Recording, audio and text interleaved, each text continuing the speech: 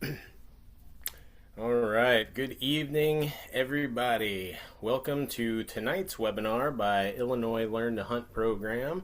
I am Curtis from Illinois Learn to Hunt. We've also got Lauren here with us today who will be checking over for questions and all that in the chat box. So if anybody has any questions, comments, scenarios they want to talk about, feel free to send them over there in the chat box and we will talk about those as they come up.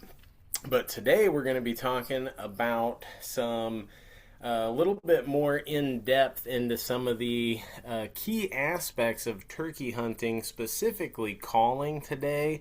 We'll talk a little bit about decoy strategies and some other tips as well, but we'll really try to focus on calling in this webinar. There'll be a few videos in this one, and obviously we will be using the calls, so just a warning to everybody. You might want to turn your speakers down a little bit, and if you have animals at home, dogs, cats, what have you, they may think the sky is falling or who knows what after this webinar. So little warning, there'll be some screeches and some loud noises. So you all have been warned.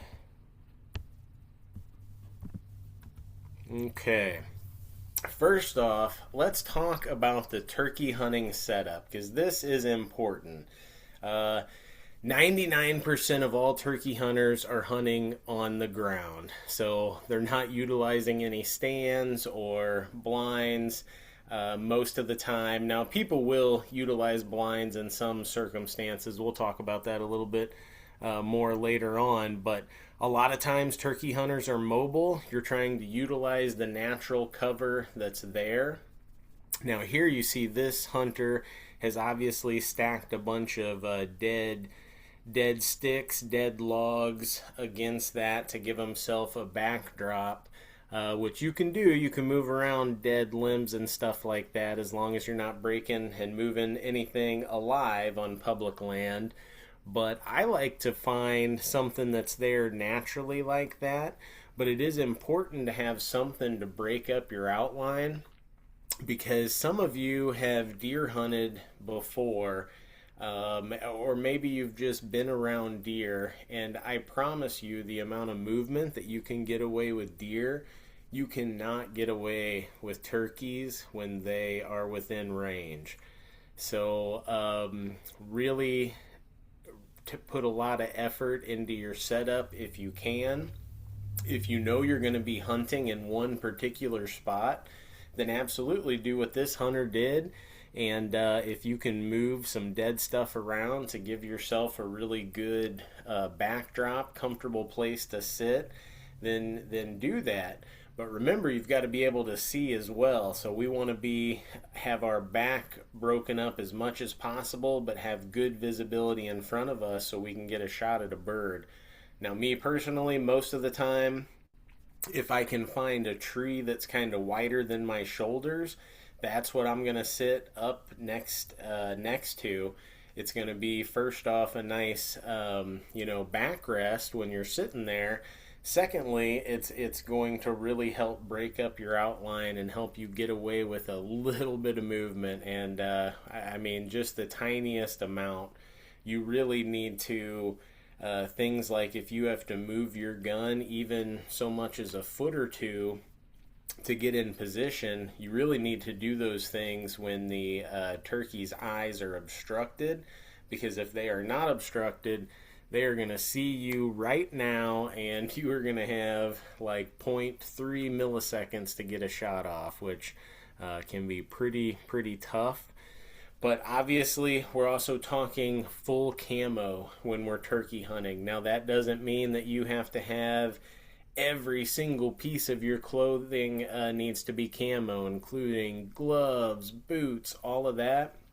No, just as long as it's natural colored. You see here, the hunter's wearing brown gloves. Perfectly fine. His boots, you can't really see them, but they're probably brown as well, and that's okay.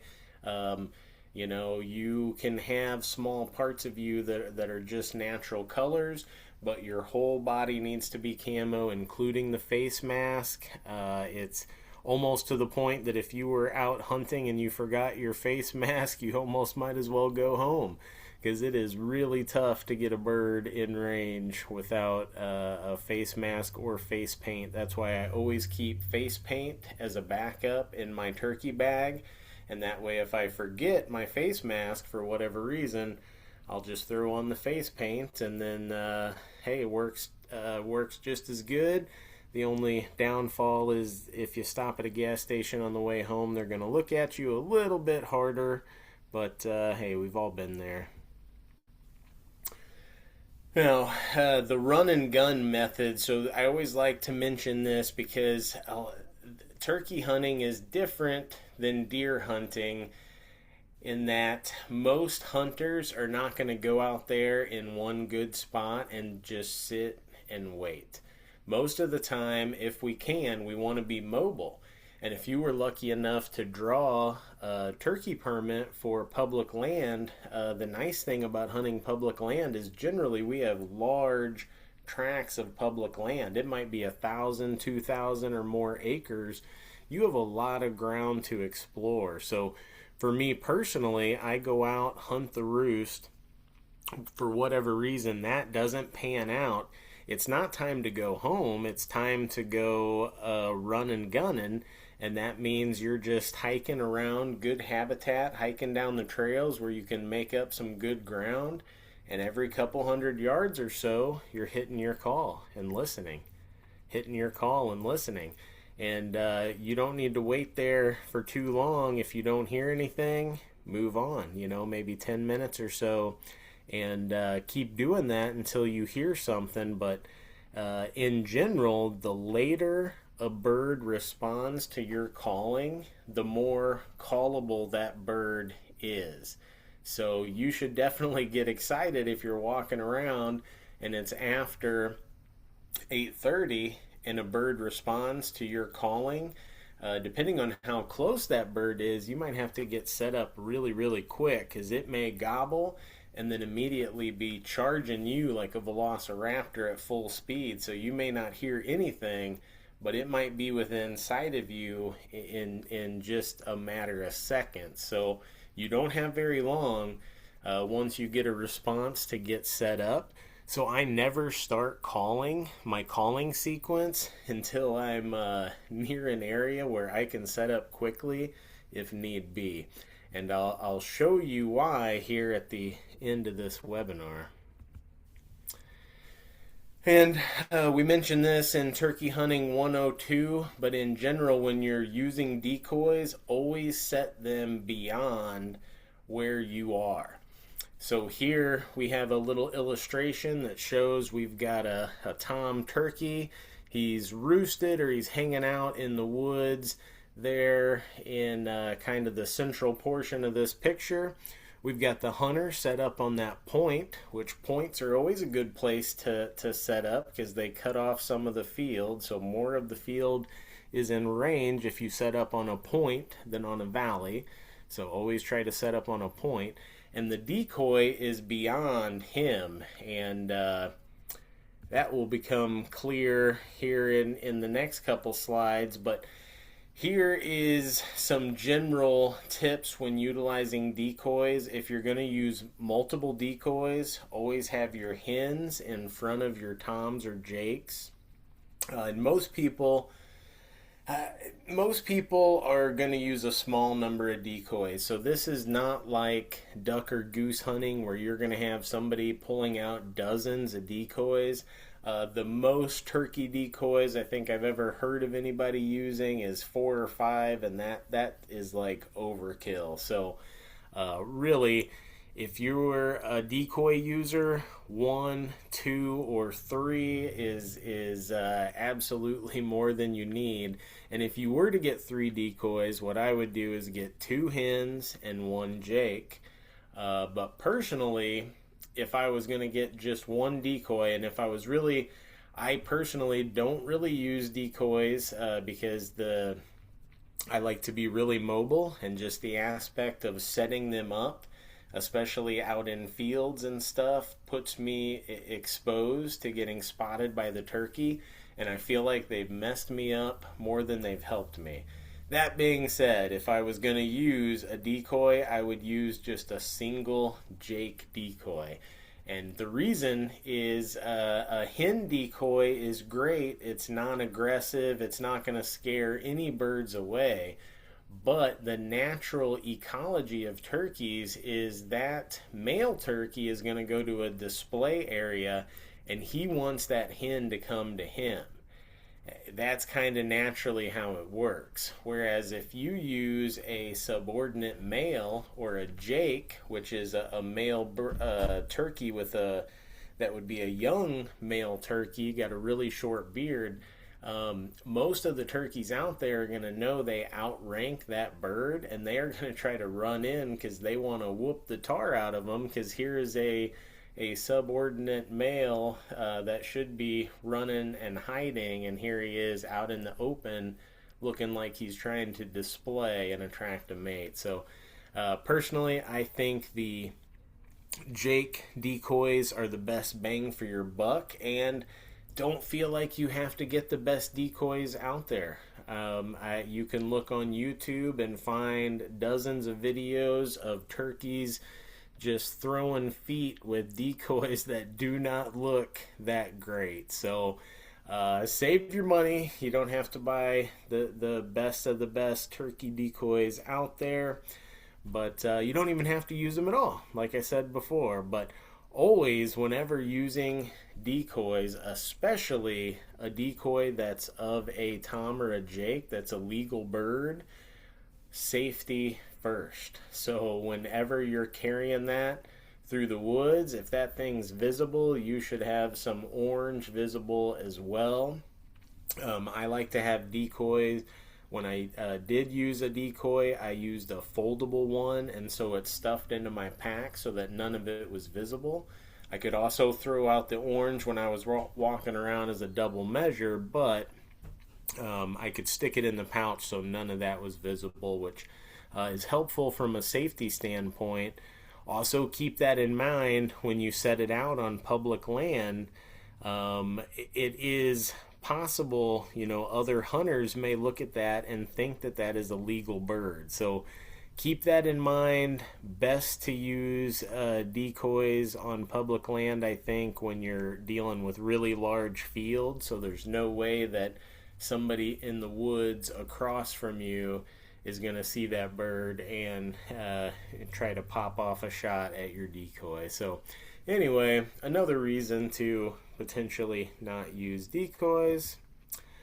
But let's talk about reasons to use decoys, and here's one of them right here. You see that bird in the middle is actually a decoy that's out for the count. He just took a right hook from that bird on the right, and the bird on the left's just watching it. And not only do you get to see awesome scenes like this, which are like sporting matches in front of you, but arguably the best thing is those birds' eyes are on the decoy, on the fight, off of you, which is a big time advantage because most turkey hunters mess up their first shot opportunity or two or three because they move a little bit too much and spook the birds. I certainly did it when I was younger, probably messed up at least two opportunities like that. So hey, especially for a new hunter, having a decoy out and having those birds' eyes off of you, that can definitely be an advantage, and an advantage that's probably worth the added effort of having to put them out and potentially getting spotted by birds. Now, another reason when decoys can be really good is if you are ambush hunting. And a lot of times this is if you are hunting private ground and so you don't have the option of covering, hundreds or even 1,000 acres looking for a bird. You've got one little spot to hunt, and that's your spot. Either you're going to get a bird there or you're not, or maybe you draw an IRAP property. That's a small piece of property, which if you're not familiar with IRAP, basically the state kind of leases private ground and then opens that up to certain types of hunting, and you can draw those permits. And we've had some of our past participants that have had great hunts on those areas, but a lot of times they are smaller parcels. And so in those circumstances, instead of even thinking about the run and gun, you might be more of just ambush hunting, which just like your deer hunting, find the best spot. You might want to use a blind so you don't get spotted, set out a couple decoys, and just see what happens. Now, I would not sit there calling all day into the void. I would kind of wait until I see or hear something to really start calling. But if you've got the blind there, you can be pretty comfortable just sitting out there. Generally, the spring, you don't have to worry about it being too awful cold or too awful hot. So you can just kind of have a comfortable time sitting there waiting and hoping a bird comes by. Now, other than that, I would say I think turkey decoys are mostly overrated. That's why I don't use them. And I've had more success without them than with them. But turkey calls, on the other hand, these I feel like are more important. Not saying that you can't be a successful turkey hunter without having a call at all, because people have definitely done it. I did know turkey hunters in Wisconsin that hunted every year, and when I asked them what kind of call they used, they looked at me like I was silly. They just sat in a blind and waited for a turkey to walk by, like deer, and that's fine. But for me, calling is the most fun part about turkey hunting, and so if I left my calls at home, I definitely would not go hunting, because that does not sound very fun to me. So let's start with the different call types. And these are the main call types. You can actually find other calls than this. Like you can find shaker calls to make a gobble call. You can also make or buy wing bone calls, which are calls made right out of the turkey's wing bone. There's 3 bones that interlock, fit together real nice, and make an actual turkey call. So pretty cool. You can look on our YouTube and find a video of our past coworker Adam making one of those wing bone calls, and hey, it looks pretty nice, sounds like a turkey. Would be pretty cool to make your own call and then call in a bird with it. But these 4 that we have up here, these are the primary calls that most turkey hunters have in their arsenal, in their bag or in their pouch. I have a turkey vest. It's just a cheap one, but it's nice to have a vest, have all my turkey calls organized. They're always in there. I never have to look for them.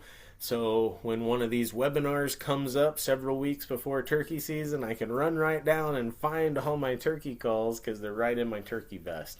It also has a little padding, that helps you for when you're sitting next to hard trees and all that too. But you don't have to have that. You can certainly use a pouch or a backpack or whatever. But you will need something because you're going to want at least a couple of these toys more than likely to play with. And number 1 is, a lot of people just call it a mouth call. That's a diaphragm call. That's a call. These are very cheap. Generally, the cheap ones are just $3, $4, $5. And if you get the more expensive ones, they might be 15 to 20. But all in all, is in terms of calls, relatively inexpensive. So I always suggest getting 2 or 3 of these and play with them and see which one you like better. But always bring a couple, at least bring one backup anytime you're hunting, because these are easy to lose. It's also possible to just kind of gum one up and you need to switch it out. Also, every once in a while, for whatever reason, a turkey won't respond to one call very well. You switch, and all of a sudden, he gets fired up. So I like having at least 2 to 3 on me at all times. They're cheap. Easy to stock up on, easy to store. Number two is going to be the most expensive generally of these types of calls, and this is a box call. So you can definitely buy cheap box calls that are 15 to 20 bucks, but if you really want to buy like a piece of art, you can spend way up over 100 bucks for well-made, handmade artistic box calls. And the nice thing about box calls is they're very beginner friendly, and they're hard to mess up. Once you kind of get down the action of how to make the right sounds, you can just do it. And so there are some old timer turkey hunters that are not very good with the other call types, but they can really make these box calls sing. So good piece of equipment, not something that I personally carry. I carry the mouth call, and I carry number three, which is a pot or a slate call, a friction call, and a pot call consists of two parts. That flat, round, disc looking part, that is the pot part of that call, which has a friction surface, and in this case, that is slate. You can also find ones that are aluminum, ones that are crystal or glass, all different sorts of things. And then that small thing that's next to it that kind of looks like a pencil is your striker. And so your striker, you're going to hold it like a pencil and press it down on the pot on the friction call. And because of the friction that it makes, those strikers are generally made out of hardwoods or a really hard polycarbonate plastic or acrylic or something hard that'll kind of vibrate when it goes across the slate or crystal or whatever the pot part is made out of. And you can make turkey sounds out of it. So pretty cool. To me, that's the I guess the quote unquote most cool turkey call. When somebody's really good with the pot call, it looks the coolest, just in my opinion. And number four is the old push pull. So this is a different style of box call. These are generally easy to use. They may not sound quite as sweet as the other three calls, but their benefit is you can work them with just a push of a finger. And we already talked about how good turkeys are at seeing movement. So if you had number two in your hands and that was your only way to call birds, you might want to have number four for when they get close. I've even seen some people who have number four strapped to the bottom forearm of their shotgun or to the top of their knee. So it's always right there, and then you can just reach down with one finger and push that button and make some turkey noises. So those are the four main types. We are going to talk about how to use each type in just a minute. But first Well, off, real quick, Curtis. sure. That actually led nicely into a question we had, which was how do you deal with movement or potentially being observed when using non-diaphragm calls? Do you have any other tips? Um, yeah. Well, it's be very, very careful. Like if you think you can move slow enough to not be picked up by turkeys, it's not going to happen. So when they're in sight, you've kind of got to It's better somehow, not to, you'd probably say, right? better not to, or rig yourself up where you've got a little, even if you don't have a full on blind, if you've got some stuff in front of you and you've got your knees up and you can work, let's say, your friction call underneath your knees so that there's some obstruction between that possible, but that's when it's really nice. And I'm very thankful that I can use the mouth call because I would be too afraid to do really any of that when the birds are within 150 yards or so and they're within sight of you. Because I've just been picked off too many times. I mean, we saw it just last year in our mentored hunt. We were hunting with Kelly and her husband, and they were full camo by a tree, and they did not move much at all. But she moved her gun maybe a foot or two to get to where the turkeys are, and they saw that right away, and it was about a second more, boom, they were gone, and there was a shot or two in desperation, but once the turkeys are alert, they turn from what is really a easy shot because they're moving slow, they're relaxed, to one of the toughest shots in hunting because not only is that head and neck moving very fast, but you're shooting with an extra full choke. So you might be shooting at them with something between the size of a softball and like a basketball. So there's not much margin for error there. Um, so anyway, I don't know if those are much tips other than saying like, don't do it. But that might help you out a little bit. And if you are using a call that's not a diaphragm call, you really may want to opt for a blind. A blind might be a good option for you. All right, some general calling tips. One thing, you don't need to overcall. We've all heard on public land somebody goes and they sit there and just all day they just call into the void. I mean, if that's you and you're working on your diaphragm muscles, I mean, go for it, I guess. But it's kind of I think it's overkill. And personally, if I was sitting there, I would call maybe once every 30 minutes or so. But I like to move around and call every 200, 250 yards if moving is an option. But there are some times when turkey hunting that silence is better than calling. Some of these birds, especially on public land, can start to kind of key in on what hunters do.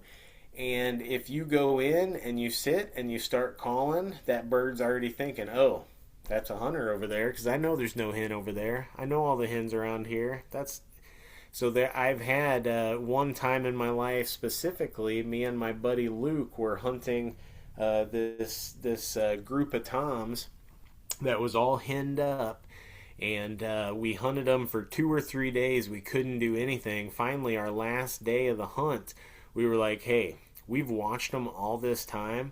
Let's just leave all of our calls at home and let's just sit where they're going and don't make a sound." And I got one that day. He should have got one. He missed. You'll have to ask him why. I'm still not sure to this day. We had a good plan. We should have doubled up. He really messed that one up. But anyway, sorry, Luke, if you're listening out there, buddy. Anyway, okay, back to this. When a bird is close, we've already hammered this nail in a bunch, but remain as still as possible and let the Tom and Jake do its thing. Even if the bird is in range and if you're out of position, don't move until there's something between you and the bird.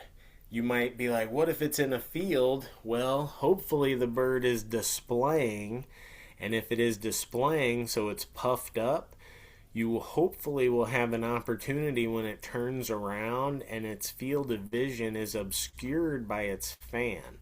This is when you'll want to pull your gun to your shoulder and get in your position to shoot. Now, you don't want to shoot when it's displaying, but once you're ready to shoot, that's when you can give them the double putt so it stretches out its head and neck, and then you're ready to shoot right then. So that really comes into learning the body language of birds, so you make sure that the bird is still relaxed, because as soon as it does start to get spooky, as soon as it starts kind of moving a little bit faster, you really only have maybe a second or two to get a shot off before that thing is gone.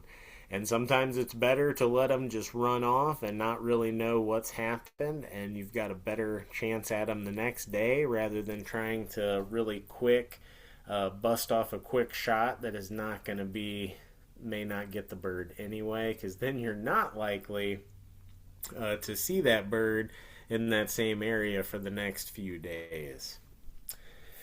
And sometimes when you, let's say you're calling, you have a tom responding, and then all of a sudden he's quiet, do not get discouraged. Definitely get ready for a while, because when birds are excited and they're running into you, they're notoriously quiet. So if a bird was kind of real excited by your sounds and then he's all of a sudden got quiet, that's your time to really start getting ready, because the show might be getting ready to start. All right, with here a box call. I think Lauren, did you want to try to do your box call? If you want me to, I'm not very good at the box call. It's very squeaky. It's up to you if you want So to do it. when Curtis was saying earlier about having all your calls together, we had to go buy one for this because we have one, but it is not where everything else was because it is not the one that my husband and I usually use. Let's see if I can do Well, anything here. you moved recently too, so But I moved in April. It's not that recent. hey, that's pretty recent for moving. Yeah, but let's see. They do come with chalk too sometimes.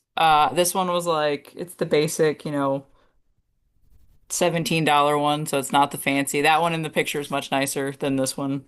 Let's see if I can get it to do anything.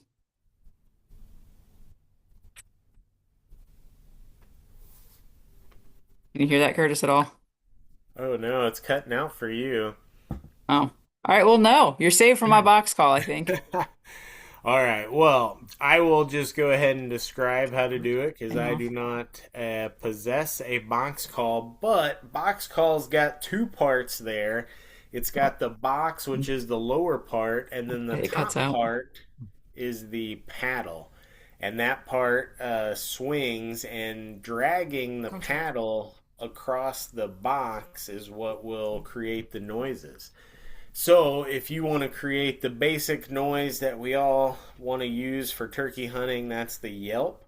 All you're going to be doing is kind of lightly pulling that paddle across the lip of the box, and it's going to go yelp, yelp, yelp, yelp, and then you can do it in a sequence by doing it several times in a row. And these are pretty quick to master. I mean, it can take a couple days, but it's going to take days, not weeks. Or for some people, the mouth call could take years to master. Now, to make it a cut, all you've got to do is just tap it real fast.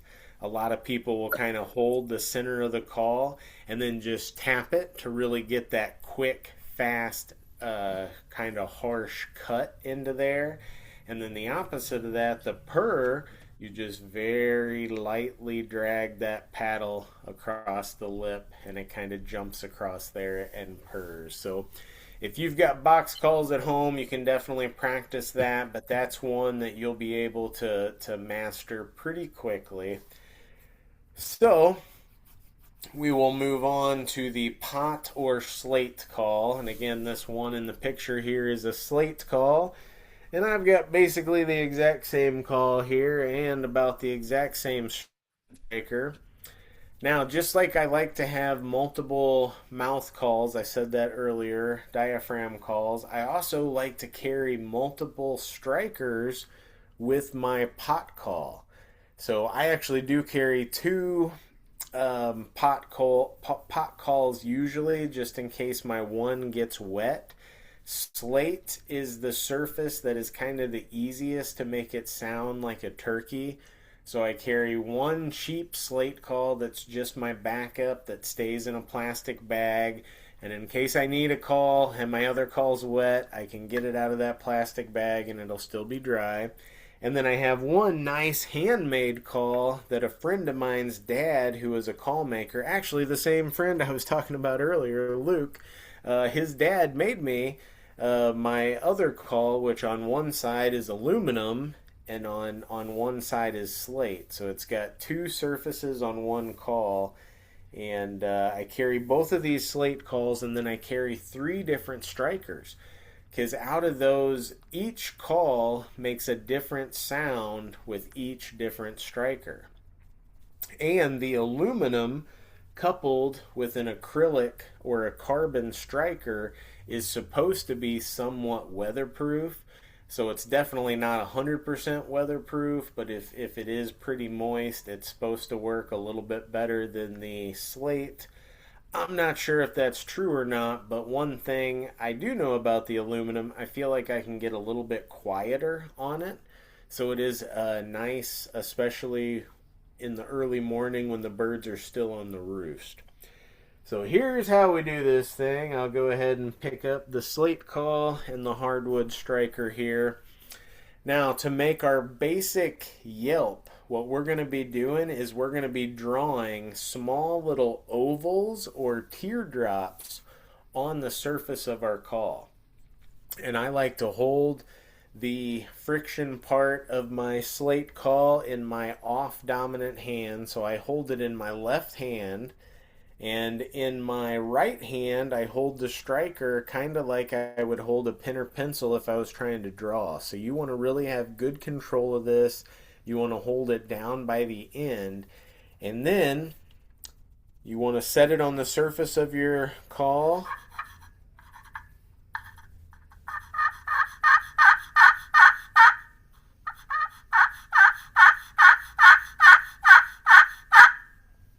Did that sound come through okay? Yeah, sounded good. Cool. So mine's not being blocked by Zoom. That's good. I say I So had all I Jacob was over here doing it too, and it wasn't working. I don't think you heard any of it. no, it blocks it out, um, but yeah. So I was drawing small little ovals on this just to make those little Yelp sequences. So it will take you a while to get the pressure just right. You know, when I did it, hopefully it sounded a lot like a turkey, but I've been playing with these things for a long, long time. When you first grab them, you're probably going to be not pushing hard enough or pushing too hard or doing something that makes it sound weird. Just keep messing with the pressure until you get what sounds like a turkey to you, and always just start with that yelp because that's going to be our basic building block for everything. So there's no sense in moving on to anything else until you get that yelp sounding like you want it. So I think here it's it is also again. helpful just to think Go about ahead. the fact that like the turkeys aren't going to be like, that doesn't sound like Bob. Like they're not going to know, even if it's not like 100% exact. You know what I mean? If Yes, as long as you're fairly close. humans are going to be way more harsh of a judge on your calling than turkeys.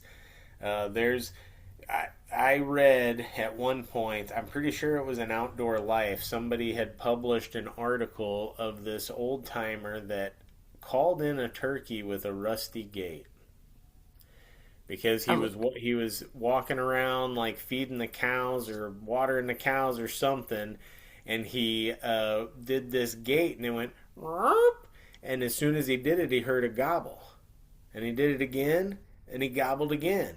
And he did it a couple more times, and the bird ran right into him, and he shot it. He had a turkey tag, you know, a farmer with like landowner tags, and that was written in Outdoor Life or something like that. So, if some old farmer can call in a bird with a rusty gate, I'm pretty sure you can do it, even if you don't sound super pretty on these calls. So, yeah, it's a good point. Don't be super harsh on yourself. But once oh, you somebody asked, have you ever used Bird ID app, like Merlin to see if the call sounds right? Yes.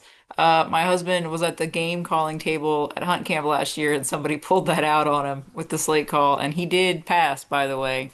Um, so, ask Merlin, that's yep, good. you can fool Merlin with the turkey calls. I can't There with you the go. box call. Maybe that can be a good way to check yourself. You know, I haven't tried that, but you got to practice till you can fool Merlin. And the slate calls are also nice because some of them come with this like cover that show you like what movements to make. Like they kind of have cutouts while you're still learning. Yeah, the ones we have those, but pretty simple. You know, for Yelp, it's going to be those ovals or kind of a teardrop shape. Now, to switch it to a cut, you know, and a cut is just, it's going to be a louder, more piercing, more emphatic, like, hey, what's going on? And so instead of doing our slow circles that kind of get louder and quieter, now we just kind of want to press. So I'm just pressing the striker to the call and kind of building up pressure almost like a little mini earthquake until the striker squeaks across it. And then I'm doing that multiple times in a row to put multiple cuts together. So let me do that again.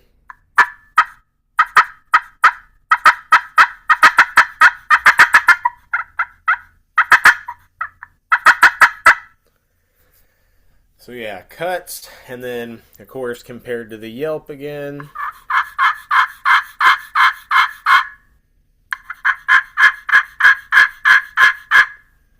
So a little more forceful, and it also cuts through the wind better. So easy to remember because it's called a cut. So if you're having trouble reaching the turkeys because it's windy, they can't really hear you. Those loud cuts really have a tendency to cut through the wind. And then the purr, the last one on here, I'm just going to set the striker on the surface and slowly pull it across so that it kind of jumps and skips and makes a little purr sound. So this is the one. I'll see. I might have to touch up the surface. So this is, you never want to touch the surface of your slate call or any of your friction calls with your fingers, because we've got oils on our fingers, and if that gets on the friction call, it won't work anymore. It'll be lubricated. So if you do that, you got to carry a little piece of Brillo pad and you just scratch these up. When you do that, always scratch them in the same direction. So don't scratch circular, scratch them in one direction all the way across, so there's lines that are going straight, perpendicular all the way across the call. That gives you friction lines to call against. If you do your Brillo pad in circles, all of your friction lines are going to match the same kind of circles that you're doing to make yelps, and it doesn't sound nearly as good. So anyway, here's the purr.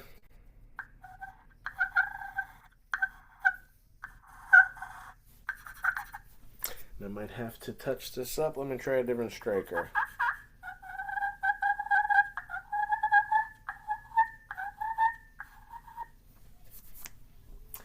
I'm going to try my other one here. That one doesn't sound the best.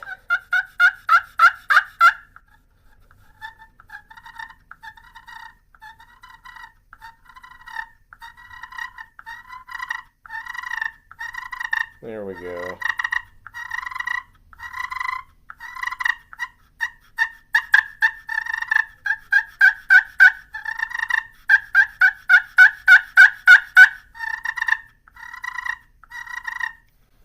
So pretty easy. You can do it without moving a whole lot, but obviously it takes two hands. It does take a little bit of movement.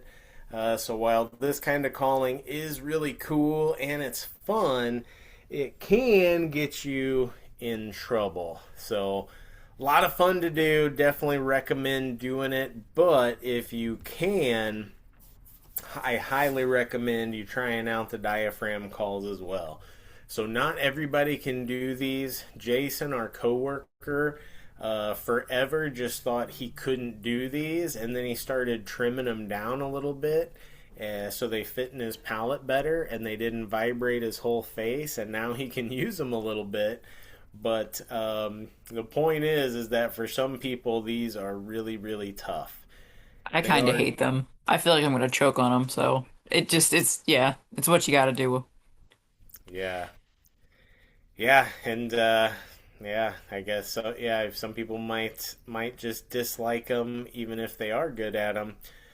But if you can tolerate them, and if you can do it, they're definitely worth trying. You can definitely buy one of the cheapest ones in the store. Just buy whatever, a $5 one to try out. If it doesn't work out for you, then it was a $5 trial. I'm sure you've tried stuff in your life that you didn't like that was more expensive than $5. So hey, it's worth it to probably try. And you see all these different reed cuts over here on the right. They're all a little bit different, but I always tell people don't get too caught up in that stuff. Um, I really do just go to the store. I mean, it could be Walmart, it could be Bass Pro, Cabela's, whatever. And a lot of times I just pick up two or three of the cheapest calls that are there, as long as they're different, and play around with them and see which call I like the best, you know? So I've never found a specific cut that I like better than the others or that functions better than the others. I just like having a little bit of a diversity, so I wouldn't get too caught up in that stuff. But like with everything, we're gonna start off with the Yelp. So I'm gonna go ahead and open this call, which I just bought like 2 days ago from Walmart. So I just opened it out of the package for the first time today, Yeah, they and a definitely lot. get funky. I would definitely recommend letting them dry out and stuff if you can. For sure. Yep. But they will a lot of times have a little tab, and that little tab goes down. If you don't see a tab, some of them probably don't matter if they go up or down, but you can try and see which way they sound better and just go with them that way. But mine's got a little tab, so I'm going to put that down. You also put it in your mouth so that the reeds are facing out. Some people get this wrong at first because they think the shape of the call should match the palate exactly, and so they'll try to put them in backwards. Don't do that. Put it so the reed is facing out, so the flat side of the call is what's facing out of your mouth. And then you kind of put them on the top of your mouth, kind of up in there, and if it has trouble fitting between your teeth, you can trim down all around the edges. All of this edges until you get to the band that holds the reed can be cut down. And this is what Jason cuts down, which makes it a lot easier for him to use. So don't worry about doing that if it doesn't fit. And then you're going to use your tongue to channel air of different pressure over the reed. And so it's really hard to just tell somebody how to mouth call.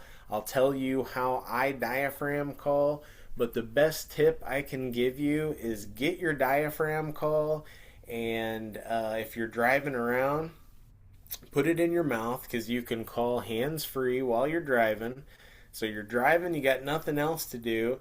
Just put that call in your mouth and just try to make all the noises that you can think of out of that call. Don't even try to sound like a turkey yet.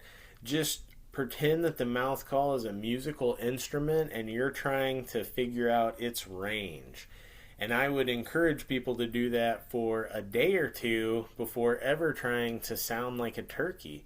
And what you're going to be doing is kind of teaching yourself, your mouth, how to control the tone and pitch of this call without the added caveat of having to sound like a bird. So I really like that technique. You could even turn on the radio and try to sing along to whatever song you're listening to with your turkey call. Whatever it is, as long as you're getting used to how to change all the sounds that this call can make, you're going to be in good shape. And then after you kind of have a feel for that, then you can move on and try to perfect the yelp. And again, like with all these calls, the yelp is going to be your building block for all calls. So there's no sense in worrying about anything else until you get the yelp down. For me, for the yelp, I if I'm thinking that I'm saying a word, it's kind of the word chalk. So chalk, chalk, chalk, chalk, chalk is kind of the word that I'm mouthing when I say when I yelp. And here's what it sounds like.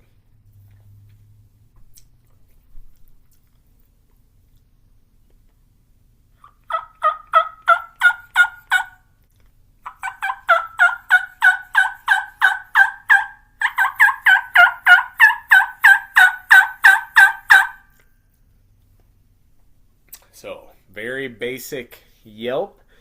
And I know you can't see me, but I'm just kind of dropping my jaw and saying that chalk, chalk, chalk, chalk, chalk, chalk, and pushing the air over the reed and getting that yelp sequence.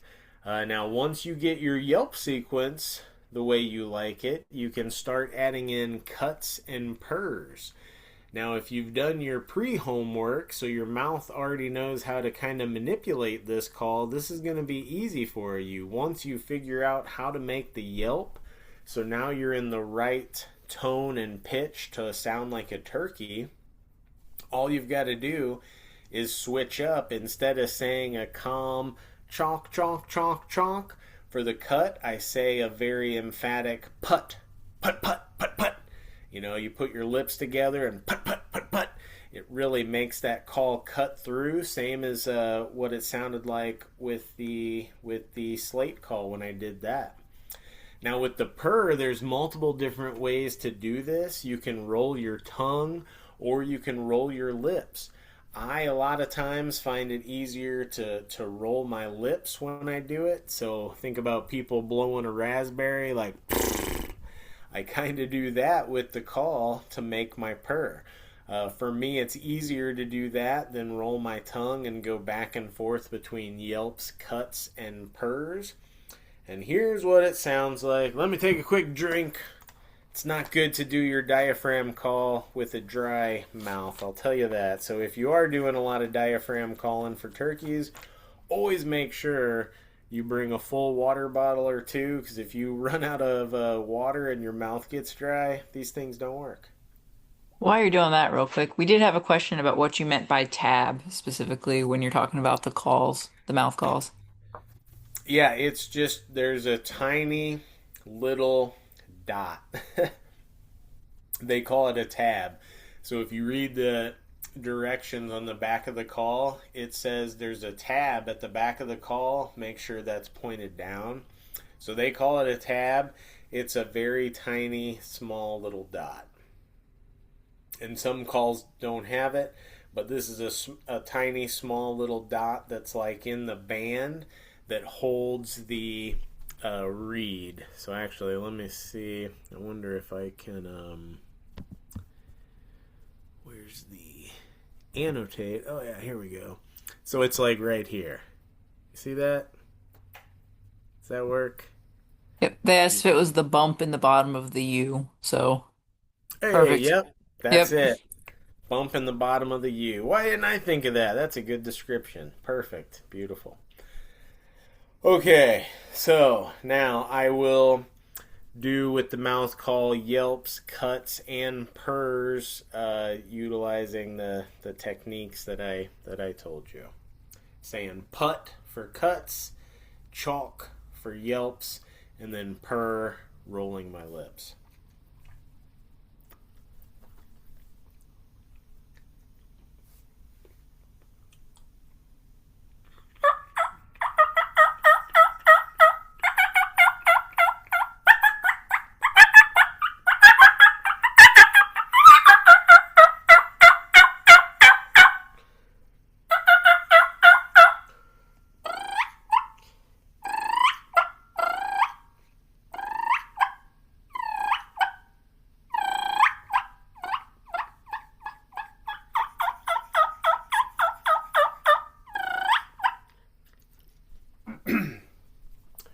So yeah, that was kind of like a full sequence with some cuts, almost like a fighting style cut, and then going to the little purrs and soft little putts that I would do as birds are close. That's nice and quiet, that keeps their confidence high, but isn't loud, or I can do it with no movement at all. So now, a little bit about call maintenance. Lauren already mentioned this, but the reeds, if you have multiple reeds and you are calling a lot, moisture can build up in there, and that can lead to bacteria and mold and all that sort of bad stuff. So what I like to do is if I have a call that I really like. Now to be honest, these calls are cheap enough. A lot of times I'm just buying new calls each year. But if I do get a call and I'm really like, wow, I love this mouth, this diaphragm call, after every time I use it, I will separate the reeds with something small, like you can use a toothpick or even a Q-tip if you break the tip off and just used a little plastic rod, or a dental pick, anything like that. Put it in between those reeds and let it fully dry out. So separate those reeds, put it in front of a soft fan, let it fully dry out. Once they're fully dry, then I'll store that call in the refrigerator in its case. So that is a way to keep a call lasting for several years, 2 or 3 at least. But still, these calls don't last forever. So even if you do that, after a certain period, the latex is not going to have the stretch that it used to, and you're not going to get the quality depth of notes that you used to get. Now, one cool thing that I'll just mention about these diaphragm calls is, especially in the fall, if you're out hunting, you may be out turkey hunting in the fall, and you can use to call in predators as well. And this is a good way. You may want to practice predator calling just as a way to kind of master what the sounds that this call can make for turkeys. For predator calling, I put the diaphragm call in my mouth the exact same way, and I'm just gonna funnel air over the reeds real high pitch. So I'm pressing my tongue up against the reeds pretty tight, and I'm gonna kind of sound like a crying baby. And using this call, it's going to sound like a dying rabbit or dying fawn or something of that nature, which is a pretty good draw for predators. So here's what it sounds like. This is the same turkey call, so I'll start with a turkey sound and then move to the predator.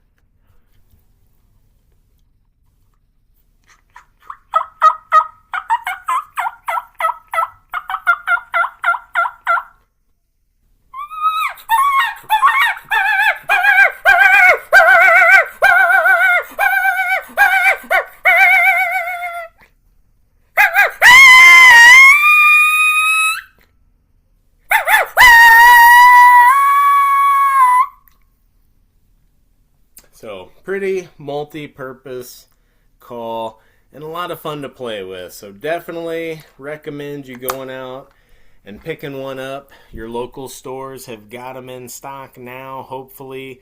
Walmart's, Rural Kings, things of that nature. They should be on the shelves right now. Go and pick you one up for $5 and start annoying your family and pets. Alright. Oh wait, I gotta stop annotating before it'll let me go. There we go. And one special call we want to talk about is the double putt. This is a call that turkey hunters are going to do right at the time of shot. So we do not want to, if we're using firearms methods, we're shooting shotguns, we do not want to shoot a turkey that is displaying that bird on the left that has its head and neck tucked up against its body. That is not a good shot. So generally, right when it's time to shoot, now you could just be patient and wait for the bird to naturally stretch out, and that's fine. But if he's right where you want him and you have your gun up and you're ready to shoot, this is important. You don't do this until you are absolutely ready to shoot, because once you do the double putt, in another second or two, he's going to be gone. But that's all it is just 2 putts right in a row.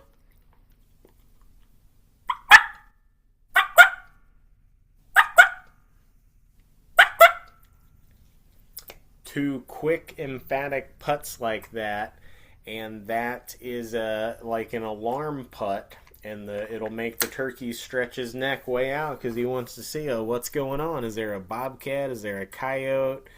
What's going on? But he knows it's dangerous. So once you do that, you have to be ready to absolutely lay the hammer down.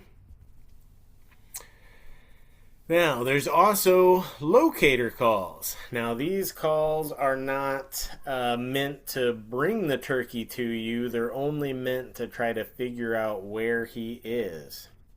So, a lot of different things work, including sometimes you will just hear thunder, and a thunder will make a turkey gobble. So sometimes any loud noise, could be slamming a car door, could be anything, is going to make them gobble. That's when their hormones are high, and anything that shocks them is going to make them gobble. But the most common locator calls are definitely going to be owl and crow. So if it's nighttime, use the owl call, and you can just buy an owl hooter. It's just a hoot tube that you kind of blow into and make the sound of a barred owl. Who cooks for you? Who cooks for you all? So you kind of think about that cadence when you blow into the call. Some people can do it just kind of whistling or blowing into their thumbs. Jason can do it pretty good. I sometimes do it with my voice. It doesn't sound great, but it sounds good enough to get a turkey to gobble. You just sound like an owl out there. But a crow is one that you'll switch to then when it's daytime, and crow calls are really easy. You can also buy them in the turkey call section, and you're just making a crow sound. But if you don't want to buy an extra call, if you're already a duck or goose hunter, guess what? Those calls work just as good, and they're natural. They're not going to scare the turkey away. You can pull out your goose call and just hit that thing, and the turkey will gobble. They do it at blue jays, at predator calls, at really anything. People used to buy peacock calls because a lot of farms had peacocks, and people noticed it was a good way, that sound that travels a good long way and makes turkeys gobble. You can also use the actual gobble call. And I do carry one of these with me, but I always warn people that all the other hunters out there are listening for gobbles too. So if you use the gobble call, you may be calling in other hunters, especially on public land. Let's just say somebody's listening for gobbles, and you're using a gobble call to talk to one or two gobbles. That's going to sound like a whole lot of gobblers in one area. You may just draw all the hunters in that whole public land parcel to your location. So I would definitely use these very sparingly, but I have had one or two times in my life where, for whatever reason, the tom would not respond to any other call, duck or goose or crow or anything, but he would respond to a gobble call. And so for that reason, I keep carrying them with me. But again, use with caution, and really any of these can be a great locator call for you. Now, maintenance, this is very important for all of our different types of calls. If you're using a friction call, a slate call, you have to have a little piece of sandpaper or Brillo pad. Otherwise, if you accidentally touch that, or if you drop your call in the mud, it's going to be completely toast until you can get back and put another surface on that. So just buy yourself a Brillo pad and cut it into a whole bunch of little pieces, and put a couple of those pieces in your turkey vest, put a couple of those pieces in your other hunting bags, so you always got one handy. Same with chalk. If you're using a box call, you have to have chalk. If that chalk runs out, your call's going to start to sound like crud. So make sure you've always got chalk on hand. If you are using a box call, either a rubber band, a hand tie, or even a glove that you can put that box into and keep that paddle from hitting the box is going to be a good idea, because that's going to keep the call from making sounds in your bag or in your vest as you're walking around. An So, unpaired sock works well too. yeah, or an unpaired sock. If your dryer ate one, you don't know what to do with your one lone sock, that could be your new hat for your box call. There you go. And I already talked about the diaphragm calls. You can store them in the fridge, separate the reeds if you really like them. But if you keep buying $5 ones and you don't mind buying a new one each year, then there you go. You don't got too much maintenance to worry about with those. Now, getting hung up. This is a video that our coworker Dan took that illustrates one thing that happens a lot. Now, he was calling that turkey for a long time, and he couldn't figure out why it wasn't coming to him. And then he slowly snuck up to it, and he figured out it was just walking back and forth on that little creek bed, and it would not come to him. Even though it was excited, it liked what he was saying, it would not cross that creek. That bird can fly. It just flew down from the tree not that long before this video was taken. But for whatever reason, turkeys are absolutely notorious for getting hung up. If it's and it doesn't even have to be something that big. It could be a small barbed wire fence. It could be a much smaller creek. It could be a lot of different things that can hang up birds. So if you ever have a bird that is coming in and then something weird happens and they're just not getting any closer, you may want to pull up your map and see, is there a drainage ditch? Is there something that bird is stuck behind? Now, locating roost, and here we can see in the picture, look at those birds up in the, way up there, high in the roost. See, I told you they can fly. Tell me that bird couldn't make it across that water? Anyway, scouting for roost. Most people are going to do this in the evening, and it's called putting a bird to bed.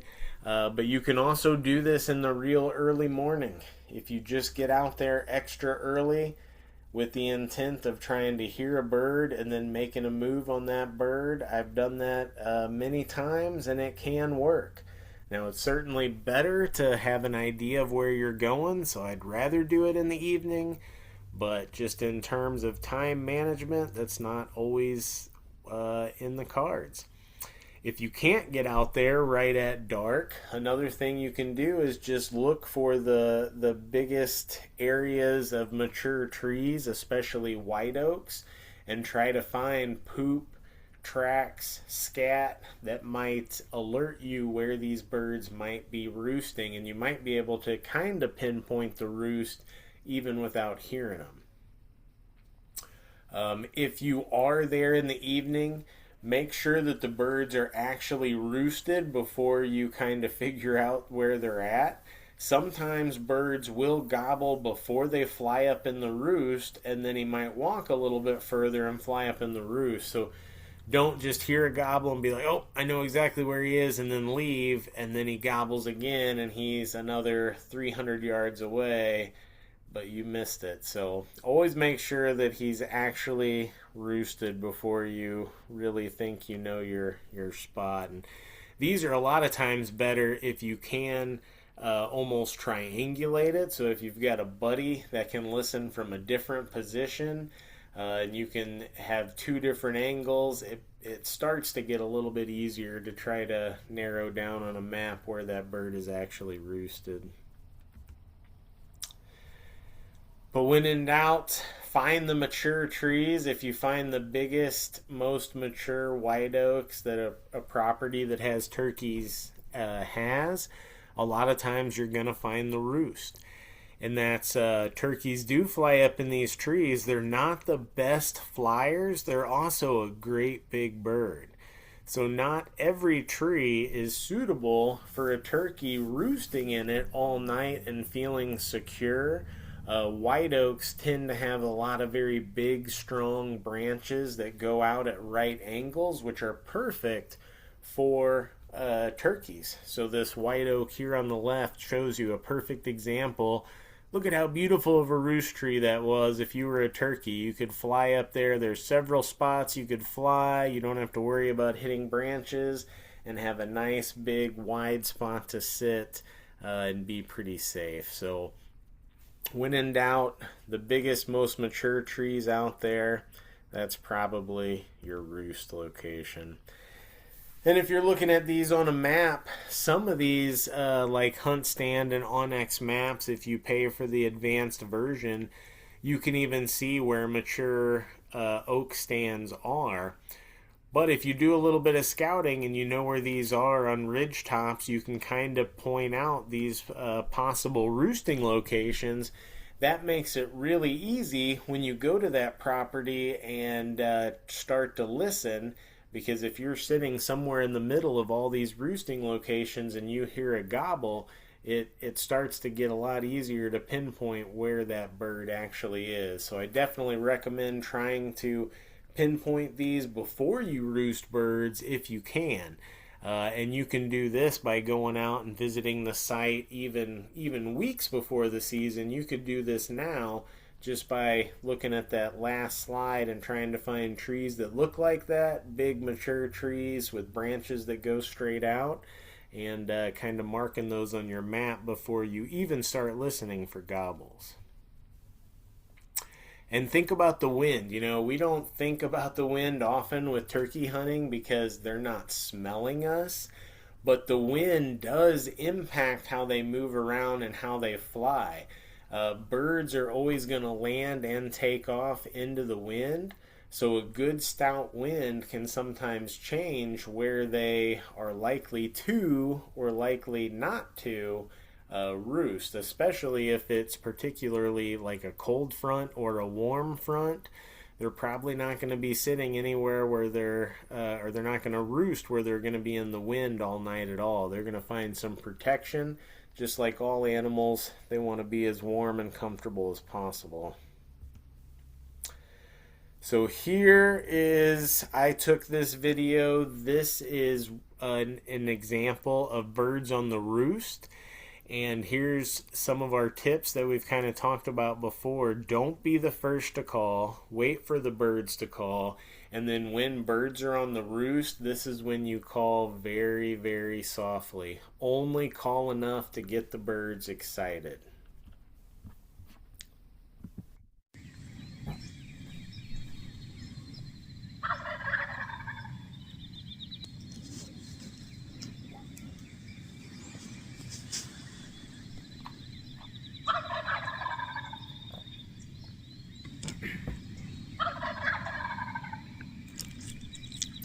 So it's actually 3 toms together.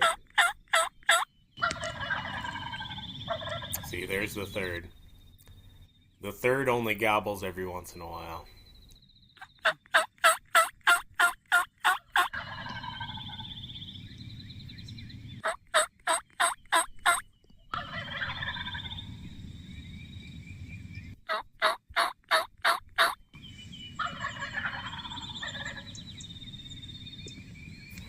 Okay, so now that video ends. So this was public land in Illinois.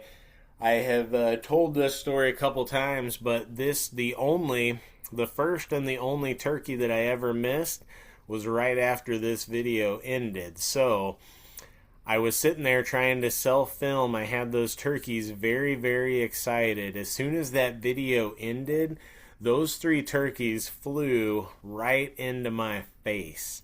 It's super unfortunate that I had ended the video. Otherwise, I would have caught all this on video. But I wasn't able to hit record or anything. They were just all of a sudden in my face. I tried to get my gun on the one that I thought was the biggest and pull the trigger, and they just sat there looking at me like I was a weirdo, and I was dumbfounded.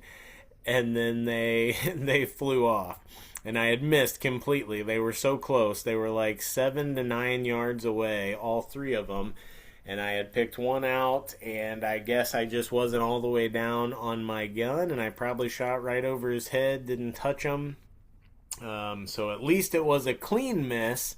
But that's the kind of thing that can happen. Too close of a shot is really really hard, and I rushed it, and I was trying to mess around with the video too, which didn't help.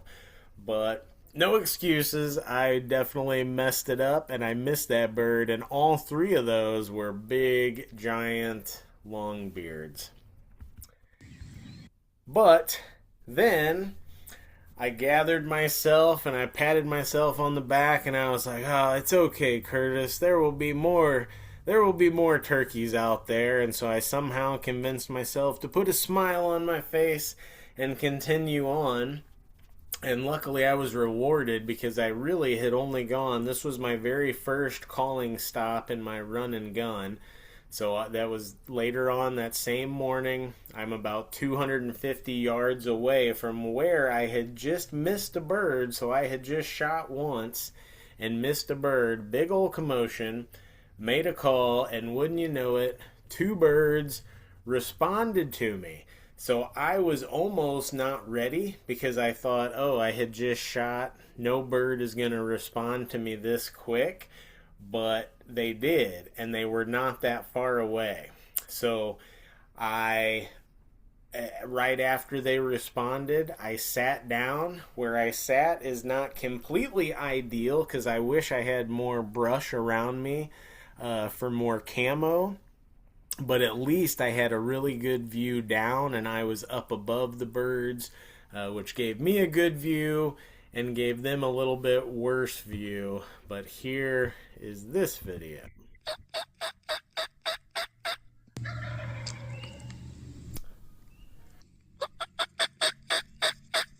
And I'm filming with my cell phone, which has a bright yellow Learn to Hunt sticker on it.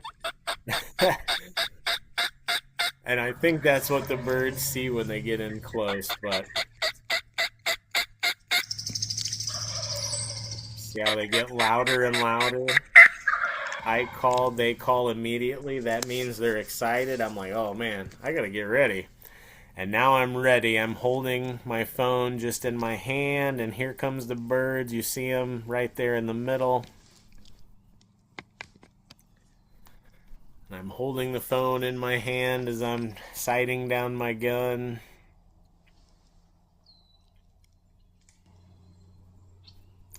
And these were different birds than the group of three that I had obviously shot at one and missed. Which was lucky, because obviously they didn't know what was going on. So even though this was only 250 yards away, approximately, these birds had no idea that I had just shot at a different bird.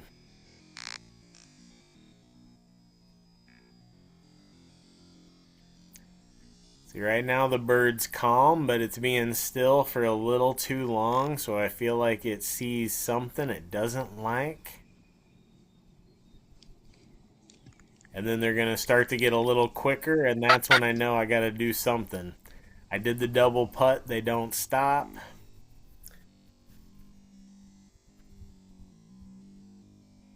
And for some reason it's going in slow motion, but oh, and then I drop the phone and it goes tumbling. But guess what? I got the bird. It was a happy story. It was a happy story. It was a good day. So I missed a bird, but hey, I still left with a nice tom, and I had a good adventure to go with it. And I learned I am not very good at self-filming my own hunts. So, but with that, we always like to encourage everybody to check out the NWTF, National Wild Turkey Federation.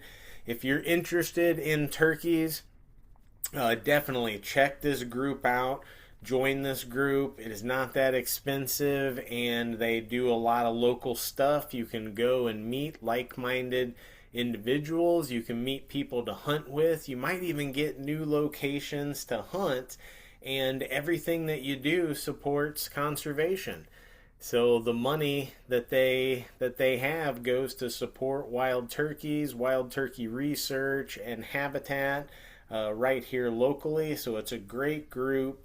Not only does great stuff for turkeys, but like I mentioned before, you can also meet really great friends there and potentially get new places to hunt, which is we're always all looking for that, aren't we? With that, we'll turn it over to any questions, comments, complaints. I did add that packet again, you guys can download. It's got all sorts of stuff you can reference, including a chart with the different kinds of vocalizations, when to use them, when not to use them, that sort of thing.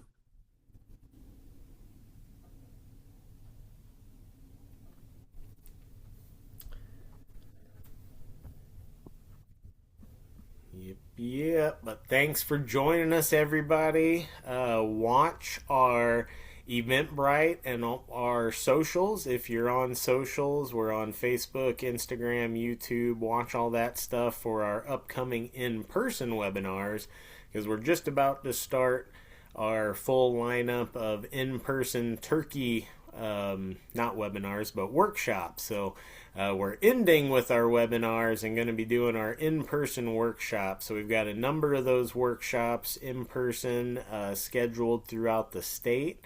We try to do several hands on activities in those to keep them engaging and really try to build up the skills you need to go out there and hopefully be successful in the turkey woods this spring.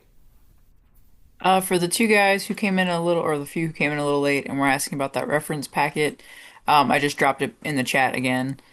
We don't usually throw it up on our YouTube. It is on our website also right now on our turkey hunting page, as well as our checklist, but eventually it will be going away. So get it while it's hot. The chart, though, is up on our website. Yeah, and we will send out the full recording too. So if you did come late and you missed some of it, we'll send you the full recording. Don't worry. Yep. Yep.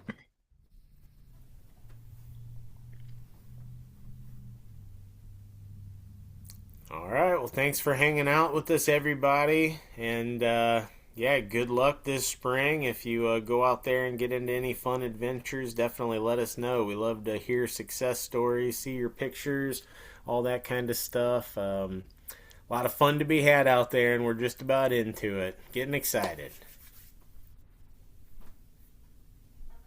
Thanks, everybody. Thanks.